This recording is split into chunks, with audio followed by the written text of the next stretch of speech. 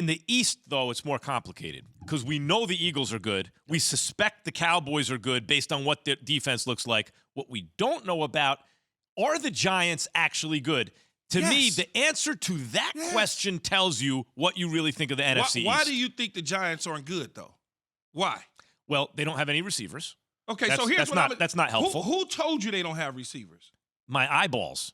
Well, they clearly got receivers because they went out there and called passes against Green Bay. Key, I didn't have a detached retina before I started looking at the Giants receivers. They detached my retina. Baby boy, tell him again. They don't have the flashy names that people are accustomed to hearing. Okay, so tell me some names that you like on that team. Their top 3 or 4 guys are down.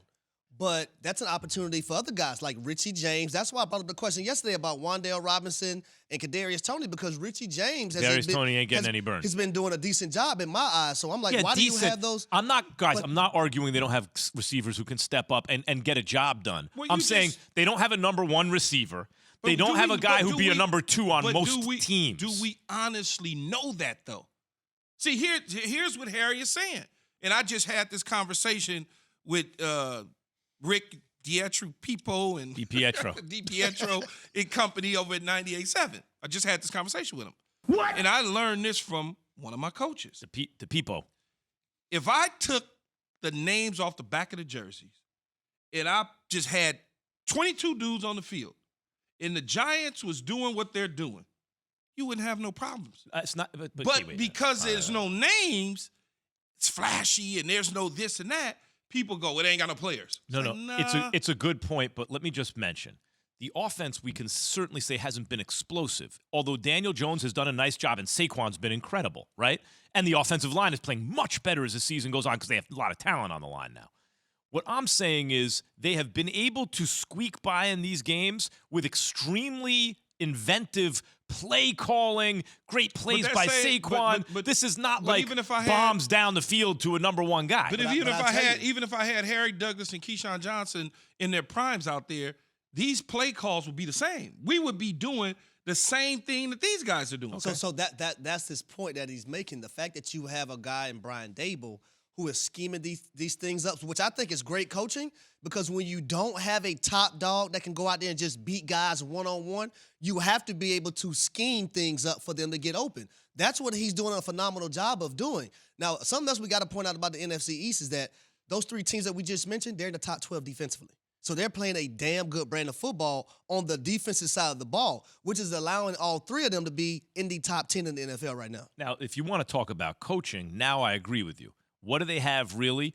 They have Brian Daboll and Wink Martindale, right? Like, they have guys who can call plays on both sides of the ball, who the players like, who they respond to, who are putting them in positions to win. Now, all of a sudden, those players that have a opportunity to show up are going to become a different name if they continue this winning. Right. Now, all of a sudden, oh, my God, you see this guy? That's the way it is. Yeah, I get it. People just looking at the back of the jerseys and going, well, that guy's not good. I want to look at some back of some jerseys, though, if you don't mind, okay? I hear what you're saying. I'm just telling you. Listen, at the top level in most sports, the distance between the what you perceive as the elite and the next rung down is not so great.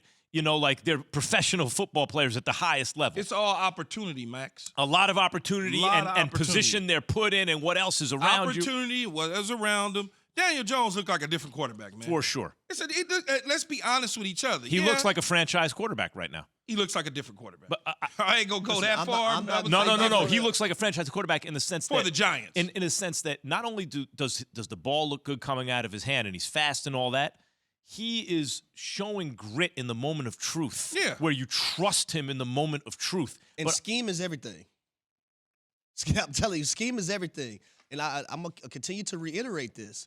When you don't have a guy named CeeDee Lamb who you can just, hey, go beat his ass one-on-one. I need you to win. When you don't have an A.J. Brown, your offensive play caller, your head man, better be able to scheme things up to get guys who aren't A.J. Brown or CeeDee Lamb the football. That's what Brian Daboll is doing. And that's what I'm saying really about when I say talent key. What I mean is I'm not saying they can't get it done, and that's what we're really discussing here. But They don't have the guy who clearly he's going to win. Like the one guy they have, Kadarius Toney, who could probably win his matchup for whatever reason's out of favor. Can't right? get on the field. Can't get on the field. Thanks for watching ESPN on YouTube. For live streaming sports and premium content, subscribe to ESPN Plus.